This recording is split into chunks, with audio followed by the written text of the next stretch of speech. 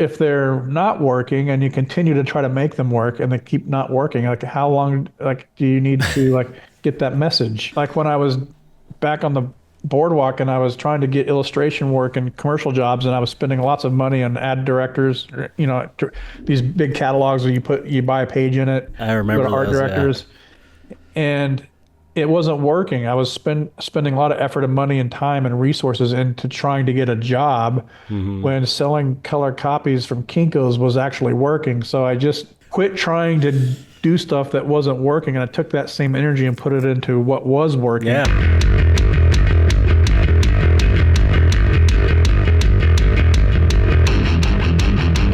Hey everybody, welcome to another episode of the Dark Art Society podcast. I'm your host, Chet Zar, and today we have friend of the show, Gabe Leonard, on once again.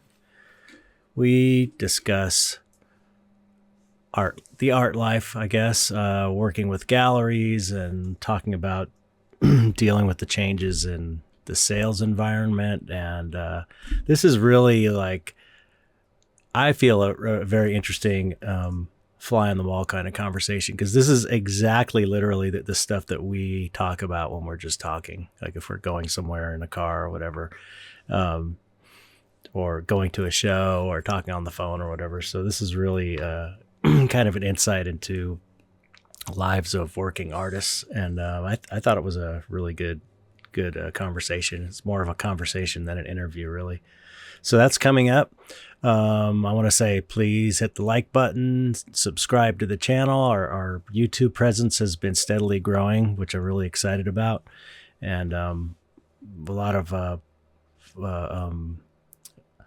putting a lot of attention into the video presentation of the podcast. So, the more traction we can get on YouTube, the better the video podcast can get.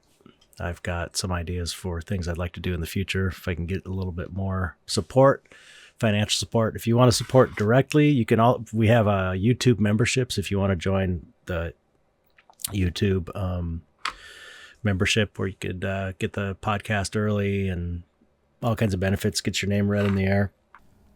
Oh, and I almost forgot, we have a new YouTube channel member, Marla Krupa. Thank you, Marla. Appreciate it. Or you could go to our Patreon, which is patreon.com/darkartsociety. Join that way. And I also have a Patreon, patreon.com/ChetZar, where you can see everything I'm doing and get ahead of deals. I promote everything first to the Patreon, then then to the public, the general public. That's patreon.com/ChetZar. Okay. My art life has been kind of, it's just starting to get crazy because of the holidays. I mean, I always say it's crazy because it always is pretty crazy. I got this Krampus painting. Can't really see it that well because the exposure is turned down on the camera. But that's just about done. That's for a show I'm doing at Copro Gallery, a Krampus themed show next month. No, this month. Sorry, it's not this Saturday. It's next Saturday. So I got to finish this thing. Doing that, working on mystery boxes. Got the mystery boxes up. That's another thing I wanted to tell you about. Mystery boxes are available, and we've got lots of cool new stuff for this year's mystery boxes. So I'm excited about that. So I'm making stuff now to go in the mystery boxes, and we're starting to put them together and all that stuff. So yeah, that's it though. Let's get on with the interview. Let me see. Is there anything else I'm forgetting? No. Oh, yes. See, I was. If you want to, if you join the Patreon at the $5 and above level, you will get a 30% discount code for skullshop.com. That's SKULLSHOPPE.com. They are the official skull supplier of the Dark Art Society and sponsor. This skull shop reference. Here's a skull shop skull. They're amazing. And they're already cheap.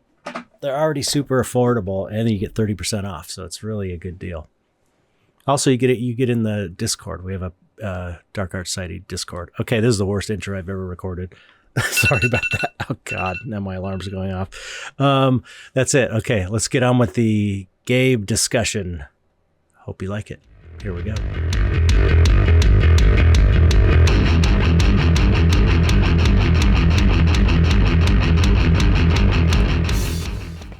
Hi, Gabe. Friend of the You show. have like Gabe a Leonard. rocket launching at the beginning of your show, you know. It's like we're all holding on. We're dropping into the podcast. We got helmets on. Little A steering waffle wheel. cone with one scoop of ice cream and a lollipop. How's it going? Oh, it's going. I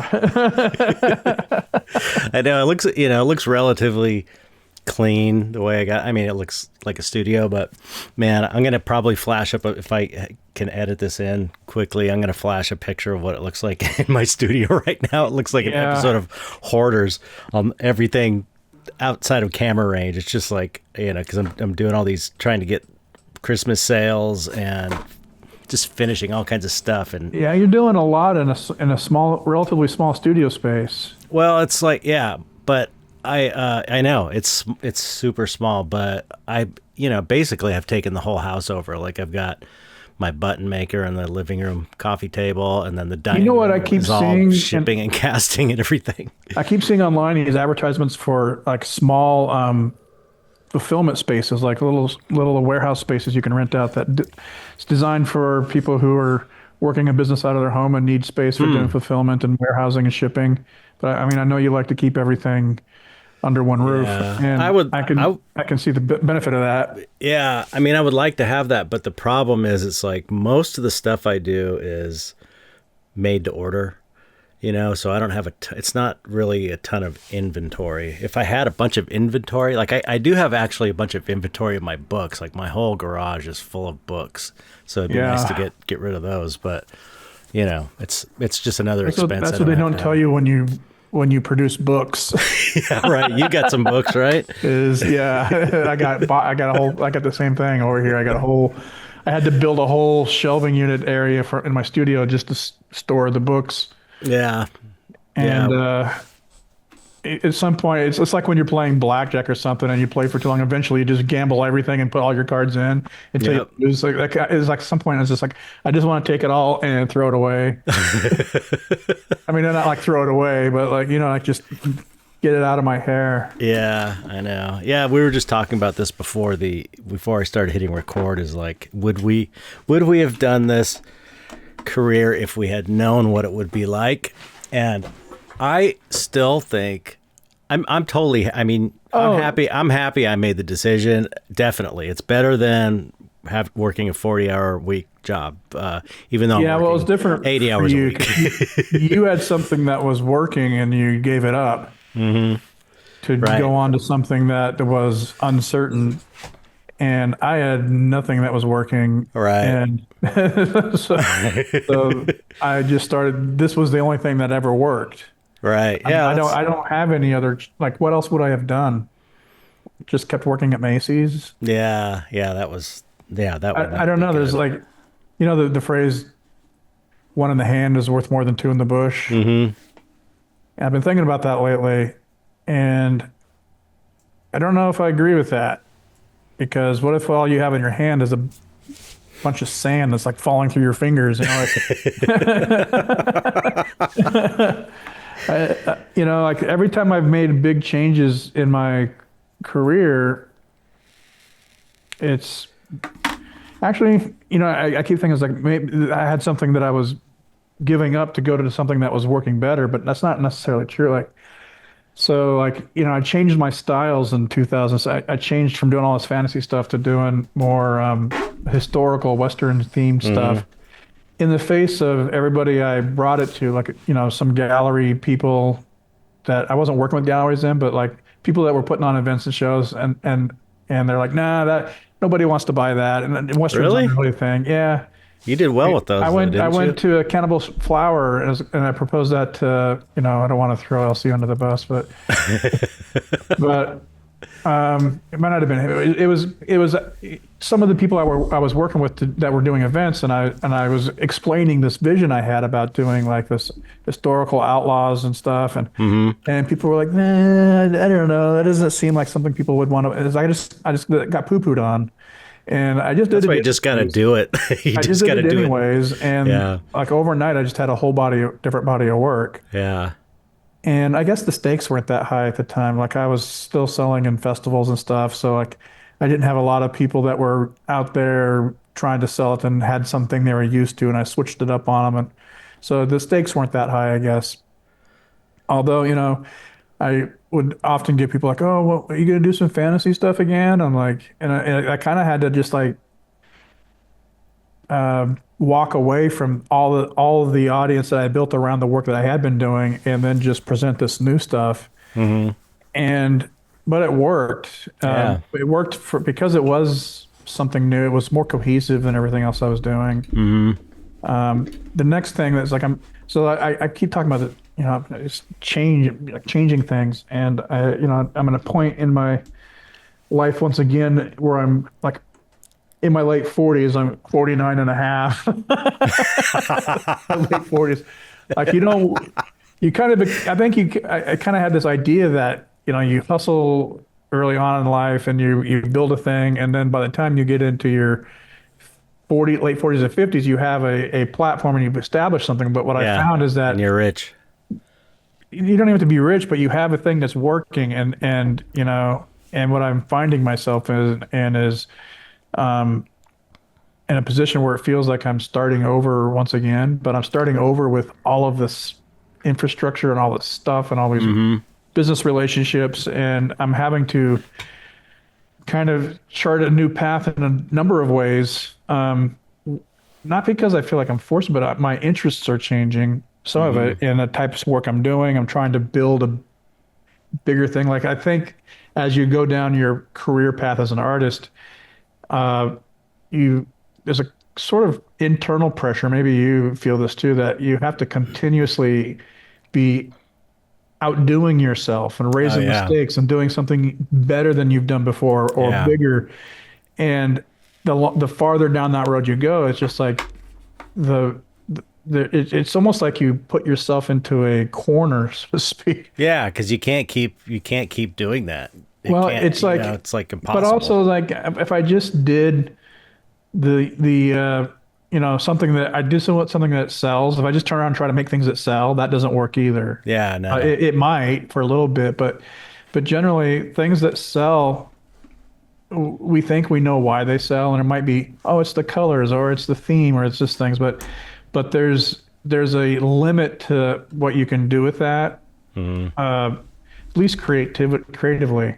I mean, I think both of us we've talked about this quite a few times that we both found that out early on, that trying to paint things that we think are commercially viable usually end up not being that way. Yeah. And it's almost like, I'm me, I'm always thinking of things on this esoteric level. I feel kind of like it's, of course it's almost not worth talking about because it's kind of silly in a way, but it's almost like there's an energy in the imagery of stuff that you're really passionate about, and that thing may be missing, and the thing you're not that passionate about, this kind of extra special something that makes it art piece great. Well, I found that early on in my career, and I was trying to do illustration work in commercial projects, they always kind of fell flat, and then when I did stuff for my portfolio, it was really good, and I couldn't figure out like why one wasn't matching the other until I finally realized that I started taking these outside projects and I started doing them as if I was making a piece of artwork for myself. So that it had to sit on the wall and be enjoyable by itself without any connection to what the purpose of it. Yeah. It was a poster art for a play or a book cover or magazine article or whatever. It had to stand on its own. And when I started approaching that and I made it mine, then those projects started to come to life, and start to work. Yeah. That's a good approach. But yeah, and So going back to the change thing, like, so I was talking about going from one style to the next. And it took me like 8 years after I got out of art school to kind of find a cohesive style that was Hmm. I felt like was me. Mm-hmm. And I spent all the time in between that following my interests and trying to figure out what I wanted to do.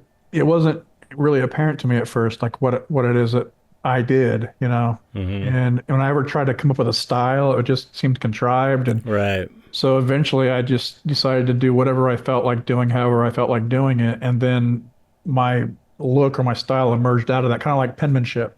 Mm-hmm. Yeah.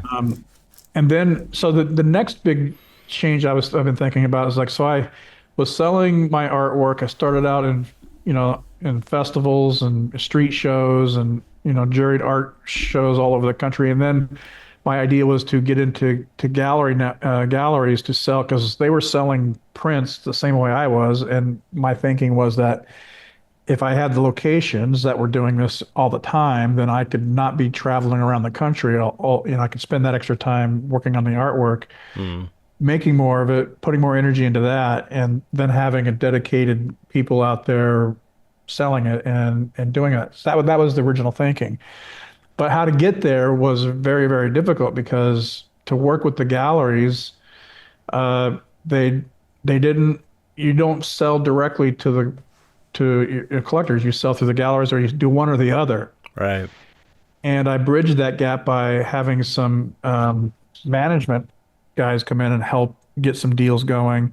And what I had to do was I had to completely give up what was working, and I was crushing it in those festivals. And Yeah. I You told. completely Yeah. You were making more so I money just at the stopped applying festivals. for the shows. Yeah, I mean the last show I did was like in Salt Lake City, and I did $20,000 on a weekend. Jeez, that's And I nice. was and I was doing that on a regular basis at Yeah. these festivals. And so Crazy. I gave that up to get into the gallery networks because I felt like that was a more sustainable place because doing shows in festivals is not only is a lot of work, but it is there's a lot of risk involved with Mm-hmm. getting hit by tornadoes and Yeah. all kinds of weather events and You're, dr- traveling and yeah. then You're if driving. you I remember that amazing van you had too. That thing I was. went You're through all. a few of them, Yeah. yeah. It's But amazing.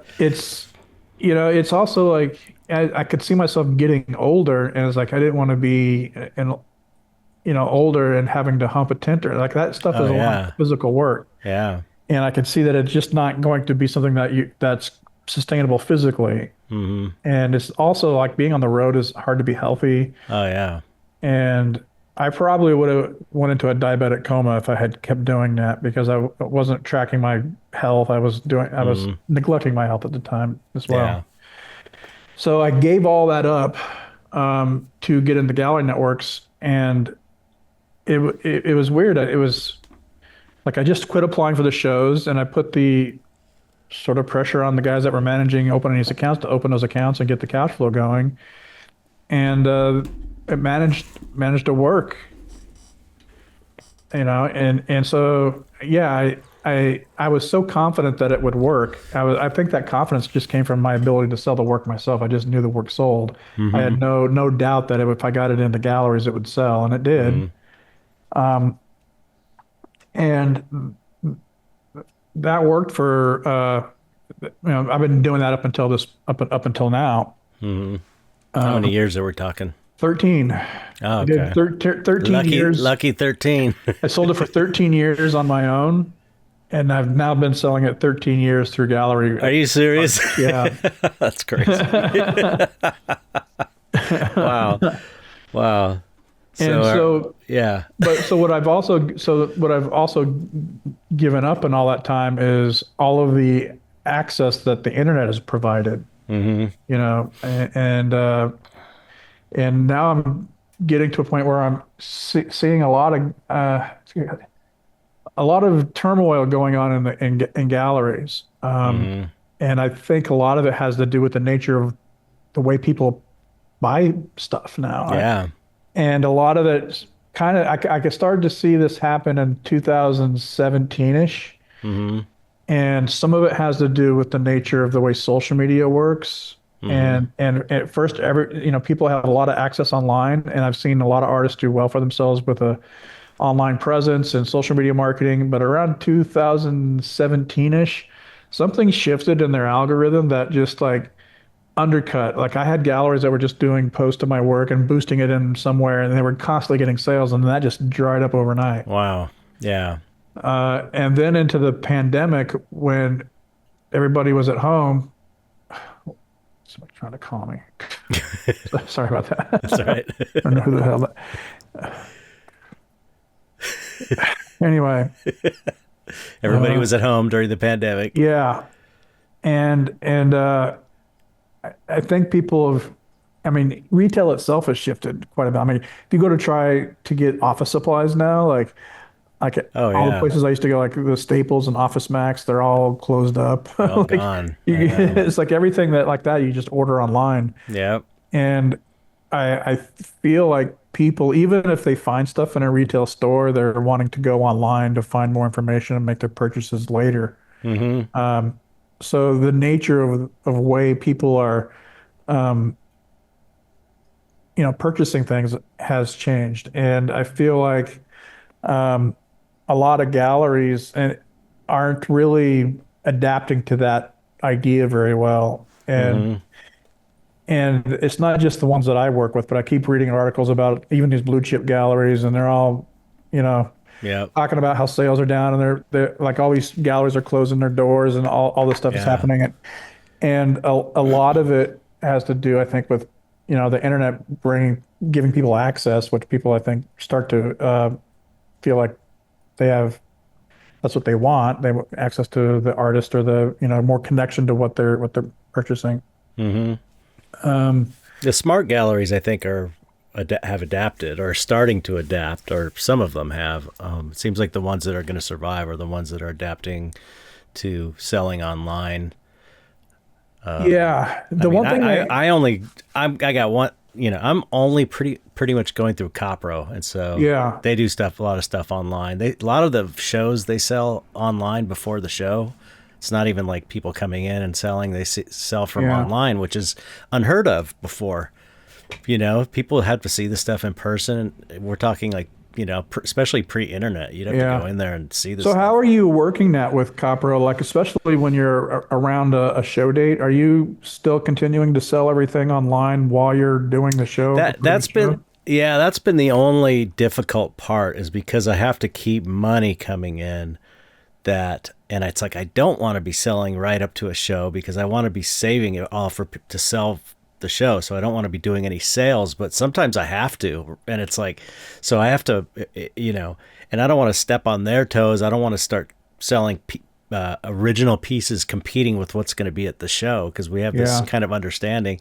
So I'll be like, okay, let me see. I need to make some money. I know I'll drop puzzles. I'll draw pen and ink puzzles, or I'll do a sale on my books. I have a bunch of these books in the garage, and I'll do 30% off or whatever, or watercolors or pencil drawing, just random shit. So I'm always, that's part of this. You're talking about this idea of outdoing yourself as an artist all the time. I'm always trying to just, if you look at my Patreon, you'll see these phases where I'm just trying different new things, and it's usually like more affordable things, just because I see, the way the economy's been going. I'm always trying to like, what can I do that I enjoy doing and people can afford, and it's different and it grabs people's attention because it's something new. So I'm always trying to do new things, but that's basically how I handle it. Well, do you have things that are exclusive for your gallery versus what you're selling yourself? Like, so Copper doesn't seem to be selling limited editions. They seem to be focused mostly on originals work. We do some limited editions. Like we just did that that one for the Beksinski show, the one with the little kid. We did that they got it done, a print on wood that was the same size as the painting, and that was just through the gallery. So I funneled all the people, go buy this from the gallery. I wasn't selling them, but they put the money up for it, and we just kind of split the profit. And so are they taking care of all the orders and they're doing for that? Yeah, they're doing everything except some of them I have. So they're acting kind of like a publisher then. Yeah, for certain things. Yeah. And then I have all my stuff because, I've got to make a living. So I've got all my paper prints and my canvas clays, and they're not really selling anything. I mean, they have a couple canvas. It's just like they do once in a while. They'll do like, here's the thing we're doing with Chet Zar, and it's like a big canvas clay or something. Yeah. And I've only got, I try to keep my stuff affordable on my website. So I have the smaller stuff. So we've got a pretty good balance. I let them sell like big originals. If it doesn't sell, they've got them for, God, who knows, 3 years or whatever, and it hasn't sold. I can get it, or whenever I could get it back and try and sell it myself. But it's like I don't really even want to.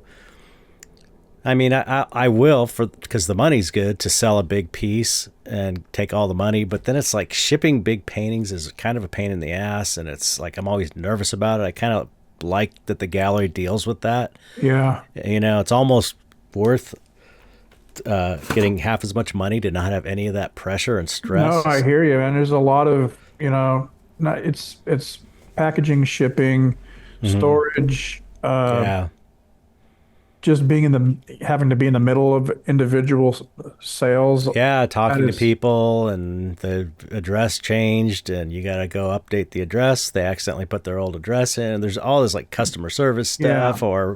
So I think artists often have this misgiving about galleries and their commissions and all that kind of thing. And I never really had that much of an issue with it because I just know how much work goes into it. Yeah, I think me and you are like the only two pro gallery artists I know of. Everybody else is like, fuck galleries. But the way I've found the galleries work is you have to have like multiple ones. Like just having one, unless they're all focused on what you're doing all the time, isn't really. It means you're going to have to do other things. Well, the alternative is how I'm doing it, which is like there's only really one gallery. I mean, there's a couple other galleries I show at, but we haven't, there's not a ton that's focusing just on my work or mostly on my work, and it's like I've got one gallery. I do a solo show every year or every other year, and then the rest of the year I'm selling studies, all the stuff that Copper wouldn't want to sell anyway, because like $800 little studies, it's like they're not that interested in the smaller stuff. So it's like I just make most of my money that way. My prints, my resin casts and stuff, mystery boxes, all that stuff. Have I given you my three-legged stool for galleries that make galleries work? I think so, but I forgot. Tell me again. So there's the three-legged stool is a gallery has been established for a long time, usually 5 to 10 years plus with the same owner. Probably 10 years plus is ideal. They are well staffed or staffed well enough for the size of their gallery, and the staff is educated on the work that they're selling. And the third one is that they have their own pond to fish in, which they're either in a high traffic area where lots of new people are walking in on a consistent basis, or they're well connected to their own community. Like if they're in a smaller town or small area, they are connected to people. Yeah. And so they are, so that's the three-legged stool. They're the long history, well staffed, and connected to their own and fishing out of their own pond. And what I've seen a lot lately, in a number of the accounts that I work with, is that they have cut down their staff or high staff turnover. They got rid of their gallery directors. They started carrying a lot more artists. They started doing a lot more shows every sometimes 2 or 3 a month, which means they're burning through their email list. Yeah. And I think what they're doing is they're adapting to the circumstances. I think things are getting tougher in retail. Yeah. And so a lot of them are cutting back on their outlay because it costs money to have a retail space just for the rent for the space. Oh yeah. It also costs money to have staff there. And I think being an art dealer or an art sales staff is kind of a dying or lost art in and of itself.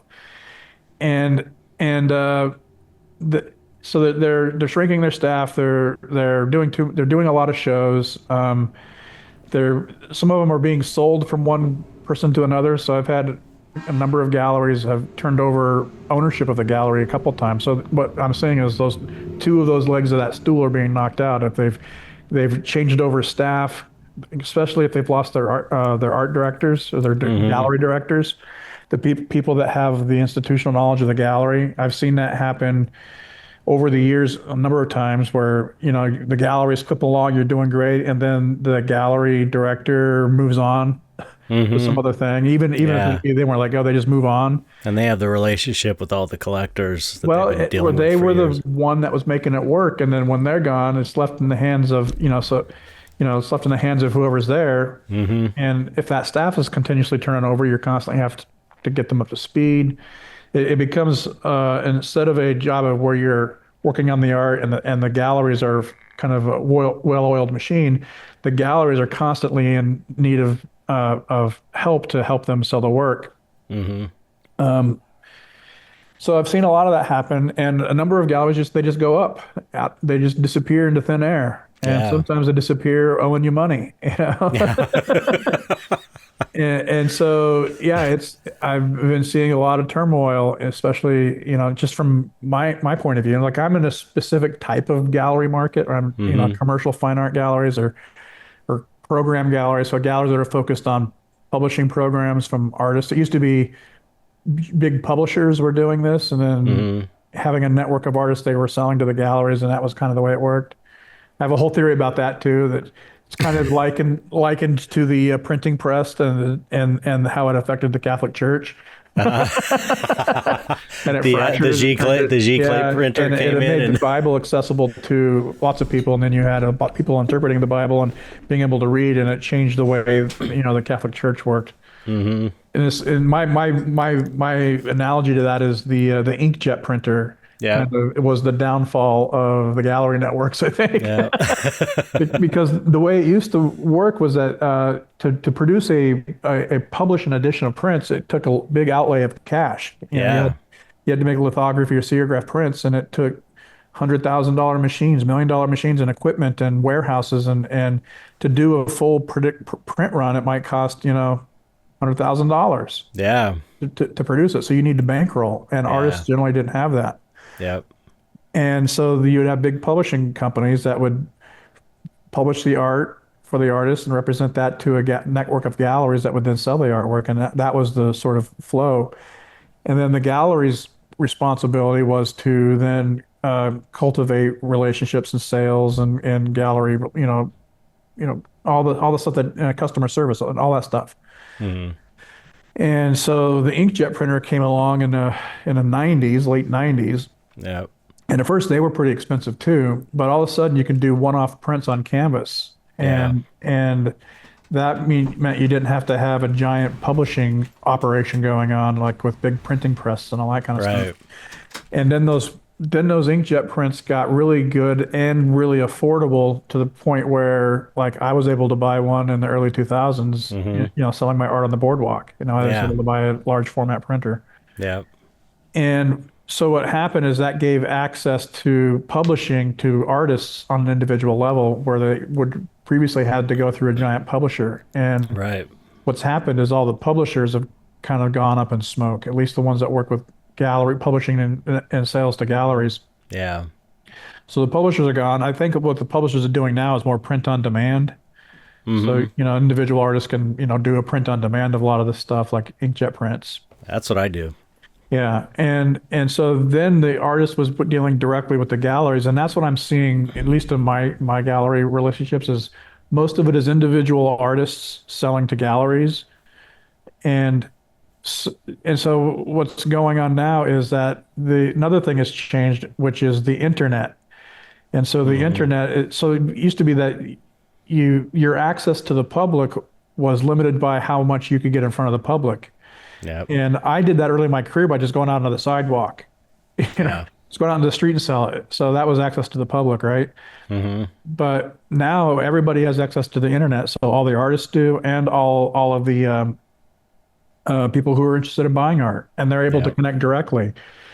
And that is kind of circumventing the need for the gallery, because it's allowed a lot of artists who couldn't get gallery representation to find an audience and route to sell their artwork. Yeah. And what I see now going on is that any artist that's come up in the last 10 years who's got a sellable art and has also found a way to sell their art online and is doing well with it, sees no interest or reason to double their prices or to Take cut half. themselves in half to and then preclude themselves from selling online so that they can Right. work with galleries.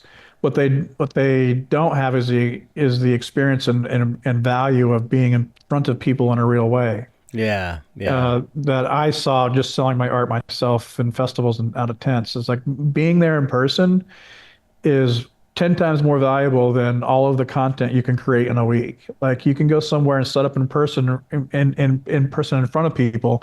Yeah. You will probably make more sales or get more real connections and interest in your work than you will with 1,000 posts in a week online. Definitely. Definitely. That's Because the nature of social media too. It's yeah, just so like casual that goes scrolling. back to where I saw, social media was like on fire in a up until about 2016 or 17. And now it's just turned into so much noise that what you're doing by putting things online is that you're in the most noisy environment you can be Yeah.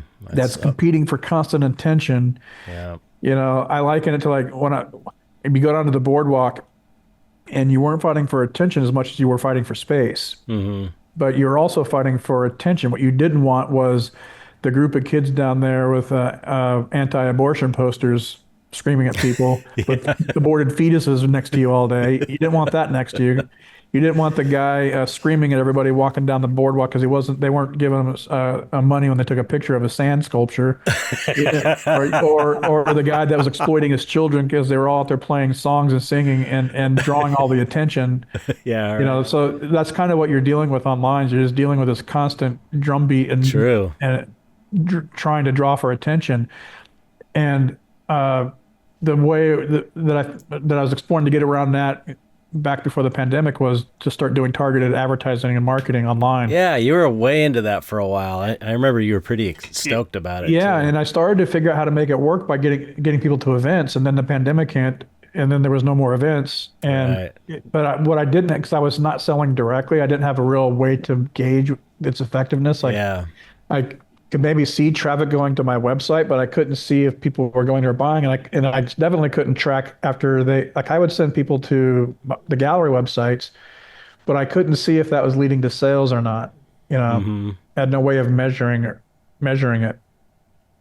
But now what's going on is like because the organic reach has gotten so competitive, it's pushed people into paid advertisements, which makes that more competitive and way more expensive and way harder to do. And if you've ever tried to monkey around with Meta ad, their ad platform, it's not intuitive. It's confusing as shit. Oh yeah, it's totally confusing. And now you got AI on top of it. It's like maybe that's going to make it easier to help do things, but it just seems like what it's turned into the content creation for promoting your artwork or doing marketing and advertising is also a full-time job. All right. Yeah. All right. So like not only do you have to make the artwork and produce it and get it out to the galleries to have for sale, but then you've got to do all of this work to then send them to people to buy. Yeah.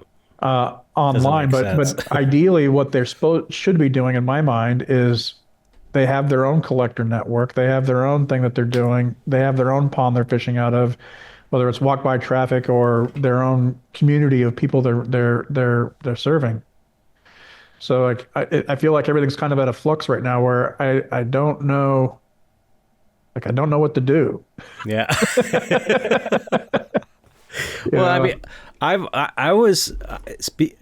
never had that problem because I've said this a million times too. I've never sold enough through galleries to survive, so it was never an option to even have that. I mean, I've dreamed of being in that situation where it's like the gallery deals with everything. I just get a paint and sit back. And I know you had that for a few years there. Versions of it, yeah. Yeah, which is pretty amazing. I remember being extremely jealous of you that you were just like, just get a paint and send stuff to the gallery. But then it was like there was other problems that came with that. Oh yeah, there's never like getting paid, and it's never going to be the thing you want it to be. There's never like some sort of like I've made it and no.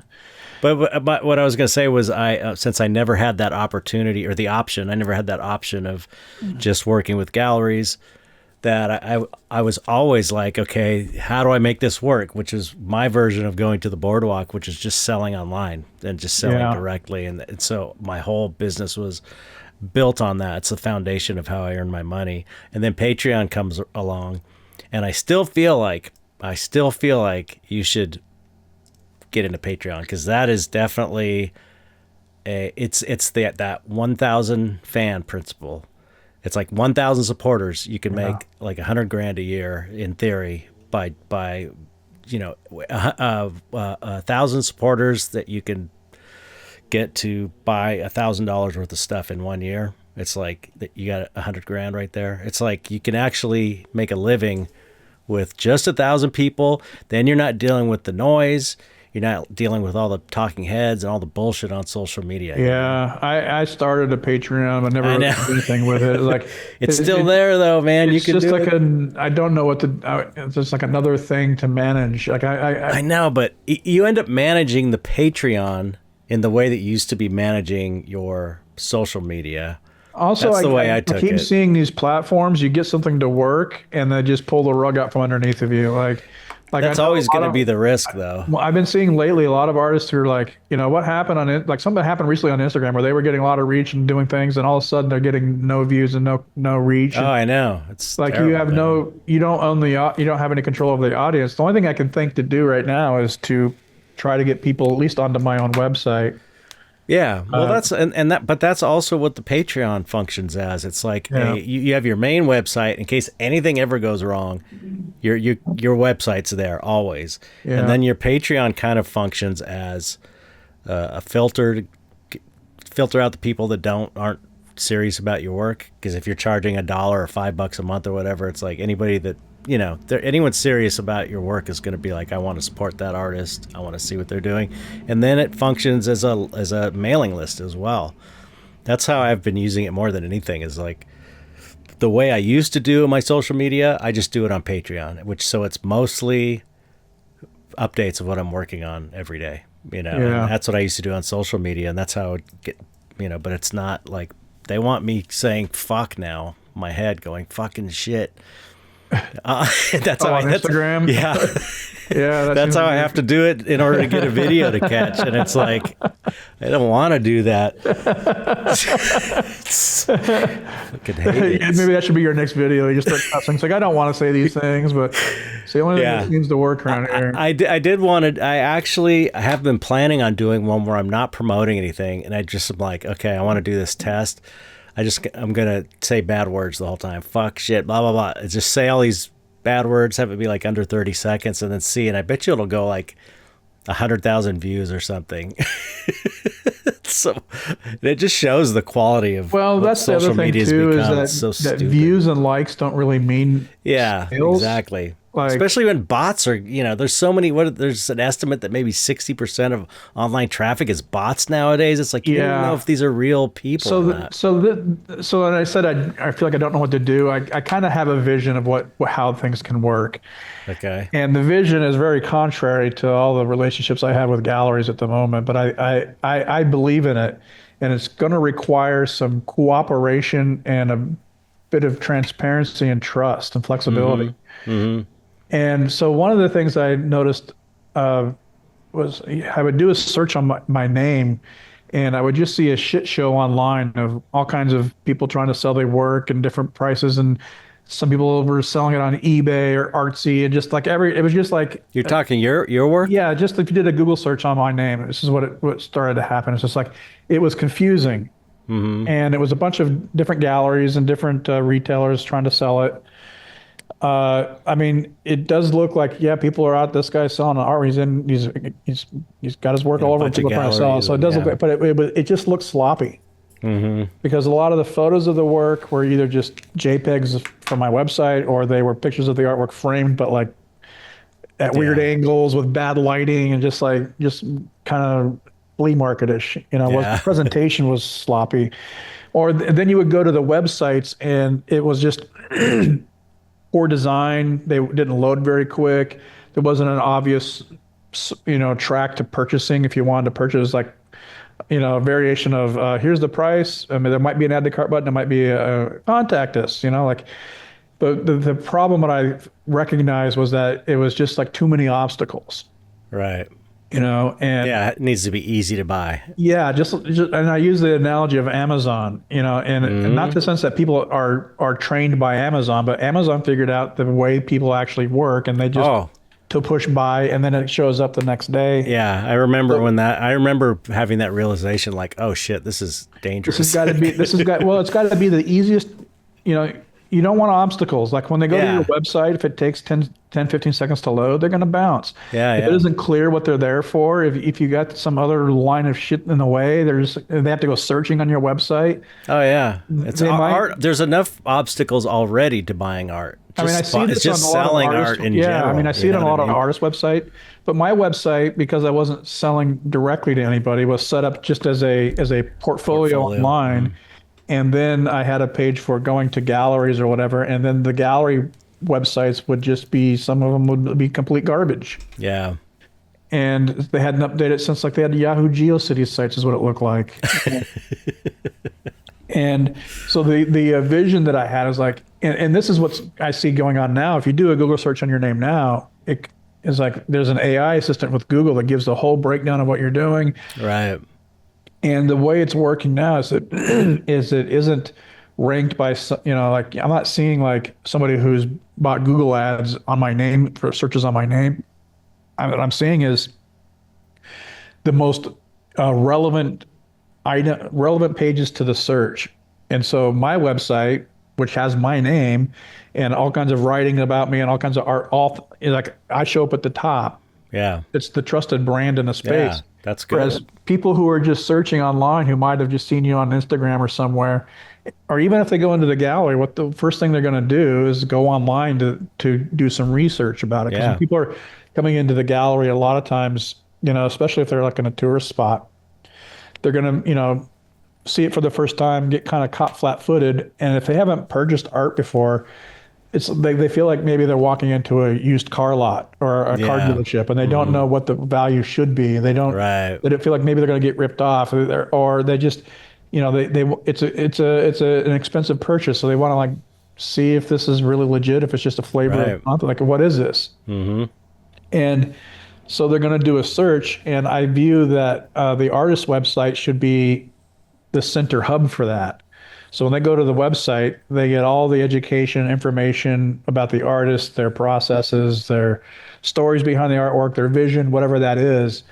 And that is going to help anybody get over the hump of what is this? Am I connected to it? And they feel a little bit more connection to the artist. And so that's where I think really making the artist website really solid is really important. But the vision I have then is that using and working with galleries, that they're using the artist's website to help sell that work in much the same way that there's a referral business. So like the thing that you're running into is that galleries are really concerned about losing out on sales.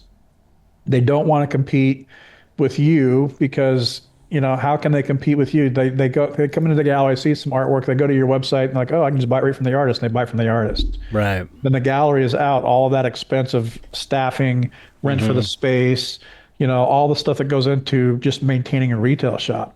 So my vision is that those sales that come through online purchases are captured, and then commissions and referral commissions are sent back to the gallery so that they're actually capturing that business. Because what's happening, at least in my world right now, is that somebody will walk into one of these galleries, see a piece, And then it's just they're calling around to all these other galleries trying to get the best deal, maybe some discount or something on shipping or whatever. And then they buy it from whoever. And then a gallery that's in a expensive retail space with a high foot traffic that's generating a lot of leads is now losing sales to somebody that's operating out of a small gallery in a small town without the rent and expenses and staffing. Right. And they're just there answering the phone call. What I'd like to do, in my vision, is that the partners that you're working with that are generating the most leads and sales leads should be getting paid for those things. And so if they're generating sales, you don't want those sales being leaked out to other people who aren't generating anything. So how do you do that? How do you track who's referring? Well, that's the key. I'm in the middle of dealing with a number of my accounts right now, trying to figure this out. And I'm on the edge of blowing everything up, and I might lose a lot of a gallery accounts. Couldn't you do something like?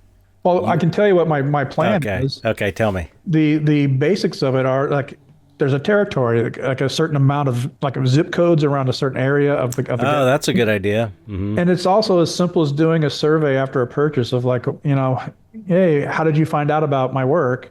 That's true. But you also, if they're going to have it shipped, if they're giving their address, you'll have their zip code. That seems like the main thing. Yeah. And then if they're, and generally people, when they buy your artwork, if you're asking them a question about how they came across your work, there's no reason for them to be cagey about it. Yeah, right. Yeah. And the other side is like if I had a list of names from the gallery who are known collectors, I don't even have to have their emails. Just know who they are. That's true. Then I can redirect those commissions back. And another benefit to the galleries you're working with are that if you did the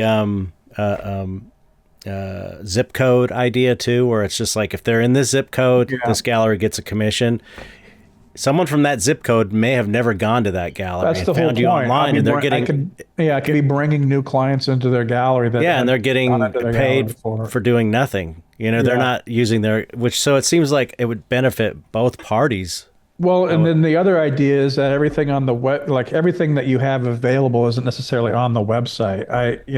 Right. So right now, like my website has a store function on it that has like the sort of front, like some of the more top selling pieces. Maybe not top selling, but a handful of all the catalog that I have. And a lot of things in galleries on gallery walls are stuff that are not presented on that store.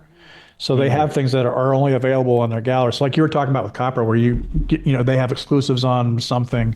So the idea is that the website is there for education, information, and to get people across the finish line who are doing research, and also giving them a very easy way to make the purchase, so that if they, because sometimes somebody might walk into a gallery and have an experience that they don't like for whatever reason. It may or may not be the fault of the gallery. Just walk in and then nobody talked to them and they're just like, fuck this, and leaving, or somebody just treated them one way or another. Who knows? And they may not want to buy from a gallery, or they just, or they found me something I'm doing online and they're somewhere in the middle of the country that has nothing to do with all these accounts that I have.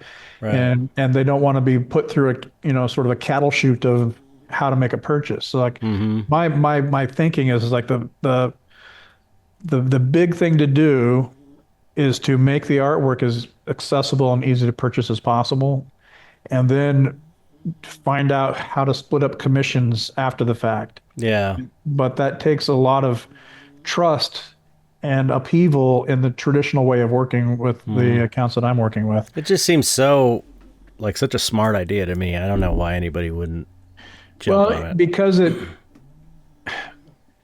Because I've had a number of galleries that have sold stuff on consignment and don't report the sales for a long time. Yeah. It gives them less control. And some of them might be worried that I'm going to do the same thing to them. Yeah, probably. So there's a couple of things that I'm fighting against. That's the uphill climb here, and that is turning over on its head the idea of an artist selling direct while working with galleries. I mean, you're doing it, and I've done it before too. I mean, I worked with a couple of these galleries when I was selling in festivals. And when I was doing that, what I generally did was I just had the prices on my website slightly higher than what I was selling in festivals, which made it a better deal to buy it at the festival. That's how I worked that. Yeah. Um, Yeah. I don't know. It seems like any, it just seems to me like any gallery that's thinking ahead, because I know that, sales are slower this year for every gallery I've talked to, every artist I've talked to. So it's like, okay, whatever you're doing isn't working. So now it's the time to try something different. Yeah, exactly. It's like, what have you got to lose? You already aren't making the same kind of sales as before. And I might, what I'm doing is I have a vision. I don't know exactly how it's supposed to work. And so I'm just doing some stuff, and I might blow up my entire career doing it. Yeah. Like my route to making sales, which I'm trying hard not to do.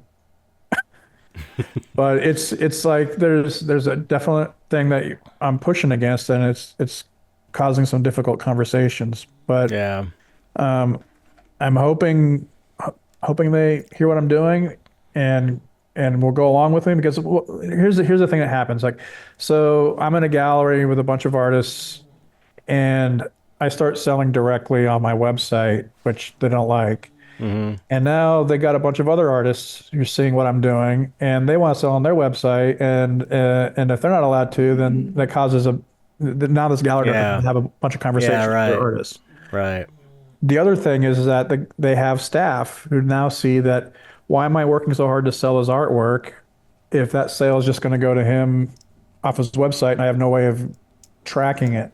Mm-hmm. Why then she's going to have pressure from her own staff saying this is a bunch of bullshit, we don't like it. Right. So she's going to, the gallery directors are going to have some of those issues. It's going to cause change. They're going to have to change, and nobody wants to change. Yeah. Well, it's not that nobody wants to. It's that it's difficult. Well, yeah, and scary and uncertain. Yeah. But I'm saying, if it's not working the other way, then now's the time to make a change. Well, perfect opportunity. Yeah, I mean, the change is upon us. That's the way it seems. Yeah, they're changing whether we like it or not anyway. And that goes for just everything. It's not just for what we're talking about. Like, there's an enormous amount of shift and change going on, in our society. Like, everything is like moving fast. Yeah, and faster and faster. That's what I was going to say about, you're talking about like this old way of dealing with galleries back in the day, and how there was publishers publishing prints. It's like, I'm sure that that system worked for a long time, but now it's like, now you get a system down and it changes in a year, and it's like it keeps changing. So you have to just kind of keep adapting and trying new things. Well, that's what I see with social media. It changes. Anything that works isn't even going to last necessarily. It changes faster than you can get used to. Like, like even in the AI tools, I've seen people like they're building something with these chat large language models. They're building a thing, and then they change their large language model, and it just wipes out everything they built for the last and they're back to ground zero all the time. There's no way that you can keep up with it. It's not reliable. It's like, that's what I mean. Is like, when I say I don't know what to do, it's because, like, you're trying to jump from one lily pad to the next, but the lily pads are just moving around. Right. Like I feel like I'm driving down the road, and it doesn't matter how I steer. The road is like moving side to side. Like how do you fucking stay on this thing? Yeah, I think that's when you get into the more of a taking a Zen approach and holding on loosely, or not grasping at things, and trying to just like ride it and trying to adapt to it as it comes up, which is crazy. It just requires a new way, I think, of thinking about how that's what I get back to. Like, what if I just got rid of everything and started completely over? Like, do I have to be doing this? Is this the only thing I can do with my life, is make this artwork and try to sell it? Well, I mean, you got to think. Can you think of anything more fun though? What would be more fun? I don't think I'd stop making the artwork, but the business side of it is just to get. It's just. Well, that's the thing. It's also the worst time to get a job in anything. You know, it's like people are losing their jobs. That's the one thing about the effects business. You know, I've over the last 20 years, I've been like, man, I should have kept my day job, should have kept a foot in that, you know, just to have I think we extra. all do that to a certain amount. Like, Yeah, but I've just this year I've been talking to a bunch of friends in the industry, and they're all like, it's the worst it's ever been, and everybody I know is out of work, and we've been out of work for 6 months, and it's like, I'm glad I did it then. I'm glad I did it when I did it, because eventually it took 20 years, but it got to that point where it's like no one's got jobs. So, and I think that's true with just about every job, unless you're in like tech or the AI thing. And it's like, how are you know, we're not suited for that kind of work. You might be, because you're pretty smart and analytical type guy, but I feel like most artists aren't, I don't think. you know, I feel like when I'm talking about like just, you know, what if I just quit doing all this stuff? What I'm talking about is like, you know, lowering the stakes, you know, like, because I've got a big apparatus. I got a lot of artwork out on gallery walls. Like I got a lot of, you know, studio rent. It's like I got a lot. So you mean of, like downsizing, kind of? yeah, well, just like, you know, if I could pare it down, Yeah. pare it down to where I didn't have to like, you know, have so many plates spinning. Yeah, right. Not that that's what I want to do, but you know, what I'm going through is a decision making. You know, it's like I'm just like, what is it that I'm really white knuckling here? What is it like? What is it really? What am I trying to do? Yeah, what do I really want? Do I need to be? You know, am I getting like if it's just causing me a bunch of anguish and stress and trying to make everything float? Like, why am I doing that? I must be getting something out. It's like, I think, you know, I've spent a lot of time. You want to make these things work. Like you put all the effort in, and then if they're not working and you continue to try to make them work and they keep not working, like how long, like, do you need to like get that message? Yeah. You know, like when I was back on the boardwalk and I was trying to get illustration work and commercial jobs, and I was spending lots of money on ad directors, you know, these big catalogs where you buy a page in it. I remember art those, directors, and it wasn't working. I was spending a lot of effort and money and time and resources into trying to get a job when selling color copies from Kinko's was actually working. So I just quit trying to do stuff that wasn't working, and I took that same energy and put it into what was working. Yeah, built on that. Yeah, and right now you're trying to do something that hasn't worked yet. Well, because it's new. Yeah. So it's a little different, you know. I'm trying to take what I have been doing, and I'm trying to build on it. Like there are aspects to the gallery networks that do work, but there's so much upheaval right now that it's inherently unreliable. Like I mentioned, galleries are going out of business. They're changing up ownership. They're consolidating the way they do business.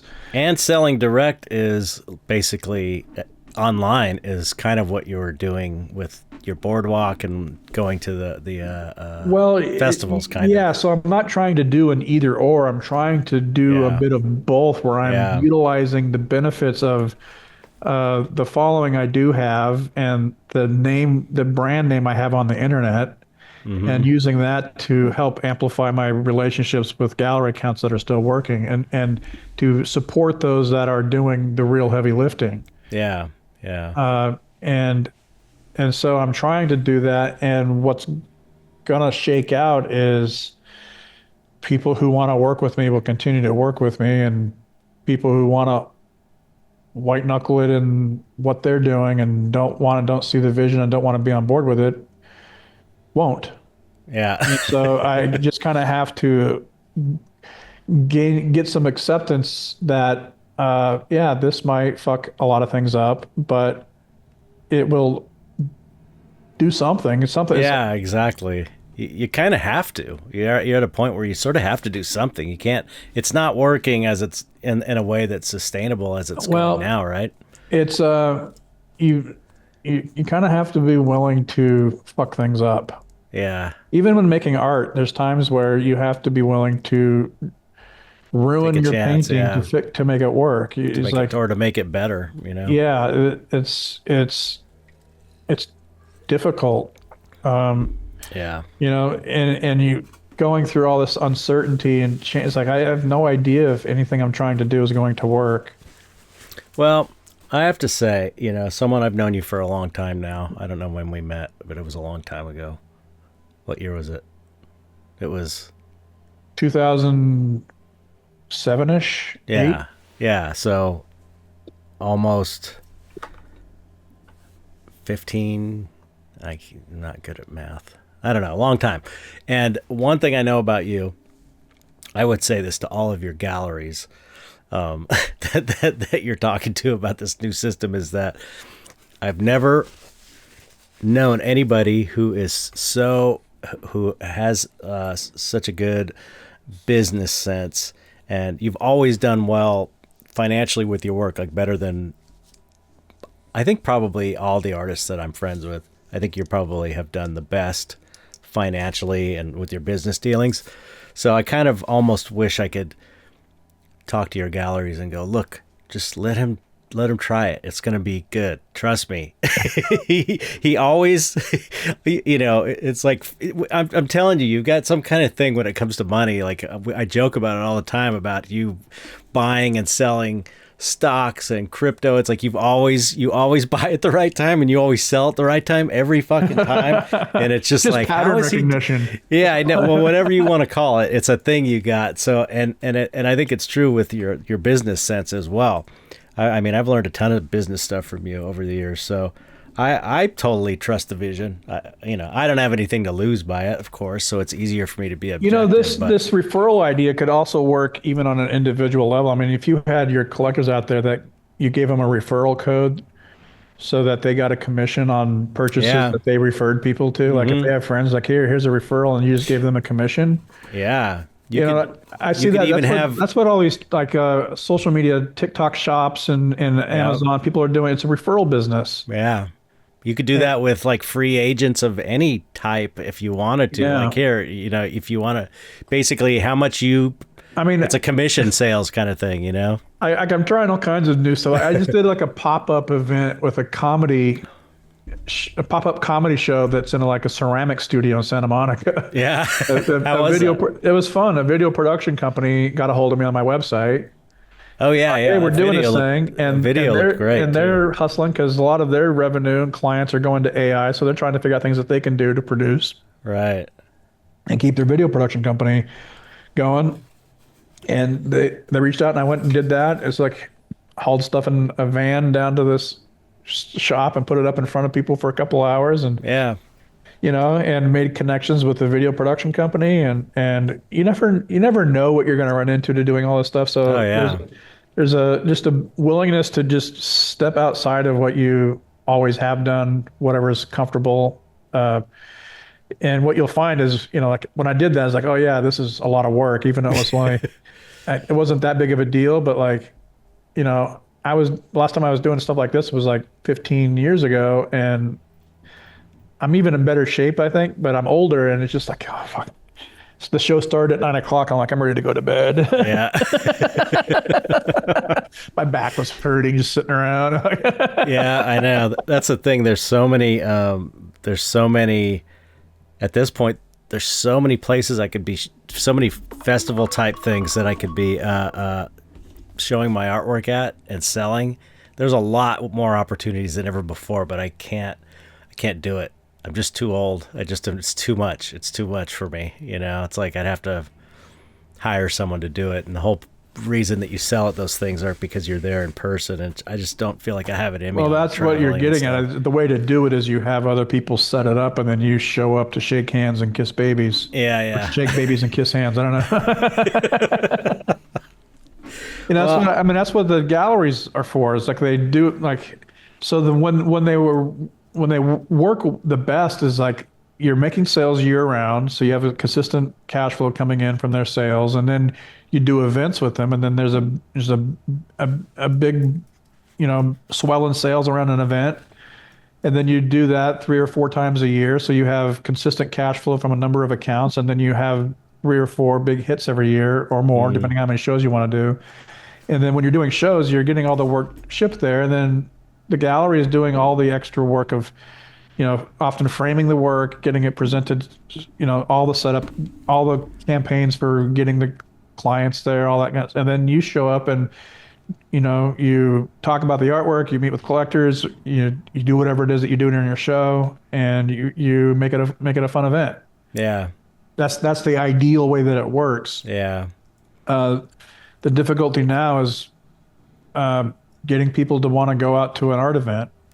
Or getting attention about it, or the gallery. Like I said, if the galleries are burning through their email list, updating you about every show they do every 2 weeks, they just start getting ignored. Yeah. Well, there's a lot of still a lot of things to be figured out. I'm finding that people, I think, are enjoying the live art shows and openings are more important than ever now.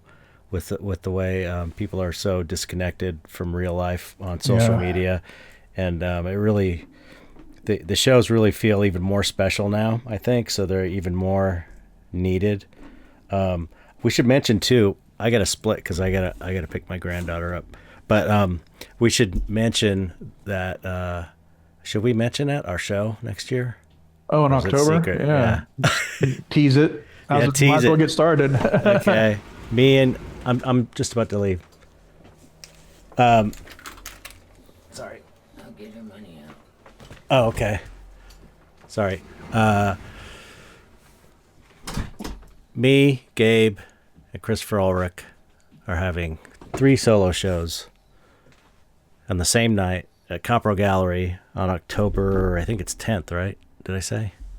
But that's what you said. Yeah, at this point, October 10th. So that's going to be super cool. First time we've been talking about showing together forever. I'm thinking maybe about focusing on sculptures for the show. I know. I've been thinking about. I'm doing all that, getting into all this 3D stuff and 3D printing and stuff. So I'm really excited about whatever we end up doing. And then Christopher's going to do some. He always does crazy ass stuff. So I am super excited about it. It's going to be. I think it's going to be. I mean, I love your guys' art, so to me, it's like going to be an amazing, one of the best shows of the year in LA, I think. Should be fun, yeah. Yeah, so that's coming up. And then we should do, we should promote it. We should all 3 come on an episode too and talk about the show, maybe after we've started it or something. Or when it's done. I don't know. Do one show a week where all we do is talk about the show. Yeah. Every episode. And then at the late September we cancel it. Yeah. That's a recipe for success. Yeah. All right. Well, thanks for coming on, Gabe. No Always problem. great to talk to you. Always valuable information. And so you just have to say goodbye to the audience however you want, remember? Goodbye to the audience. If you guys don't mind, check out my website. I'm looking for feedback. I just got it launched. It's GabeLeonardArt.com. If you check out my website, send me a message, give me some feedback, what you like, what you don't like, how it could be improved, etc. Would appreciate it. Pretty helpful. Thank you. Excellent. Yeah, it's a great website too. So, all right. Well, thanks everybody, and we will see you next time.